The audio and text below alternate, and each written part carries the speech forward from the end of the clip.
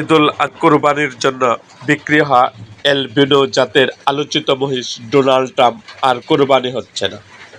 স্বরাষ্ট্র মন্ত্রণালয়ের বিশেষ হস্তক্ষেপে এটিকে কোরবানি করা হচ্ছে না বলে জানা গেছে। বুধবার কেরানীগঞ্জের জিঞ্জিরার ইসলামপুর থেকে মহিষটিকে বিকাল 5:30টার সময় কেরানীগঞ্জ থানায় নিয়ে যেতে দেখা যায়।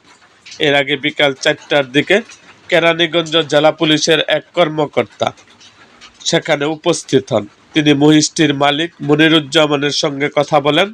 নাম প্রকাশ না করার শর্তে ওই কর্মকর্তা বলেন, উপর থেকে নির্দেশ এসেছে, মহিষটি কুরবানি করা যাবে না, এটিকে আপাতত থানায় নিয়ে যেতে বলেছে।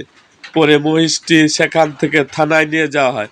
এ ব্যাপারে মহিষটির মালিক মনিরুজ্জামান বলেন, মহিষটি রোজার ঈদের 10 দিন পরে কিনেছিলাম। 3 দিন আগে মহিষটি খামার থেকে বাড়িতে আনি। আজ বিকালে থানা থেকে লোক এসে বলেছে এটা সরকার নিয়ে যাবে গা। আমরা কোনো বিশৃঙ্খলা চাই না, সরকার চেয়েছে আমরা দিয়ে দিলাম। মহিষটি নেওয়ার পর কি দেওয়া হবে এমন প্রশ্নের জবাবে মনিরুজ্জামান বলেন, সরকার বলেছে আমাদের যা দাম আছে সে টাকা দিয়ে দেবে, নইলে কুরবানির জন্য গরু দেয়া দিবে। কেরানীগঞ্জ মডেল থানার ভারপ্রাপ্ত কর্মকর্তা রুহুল কুদ্দুস বলেন, মহিষটিকে মালিকের বাসা থেকে ফেরত আনা হয়েছে।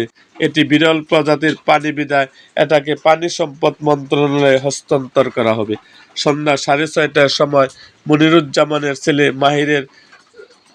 মাহিরের সাথে কথা হয়। তিনি বলেন, মহিষটি নিয়ে থানায় আছেন। পুলিশের পক্ষ থেকে বলা হয়েছে থানায় পৌঁছে দিতে, তারা সেটি করেছেন।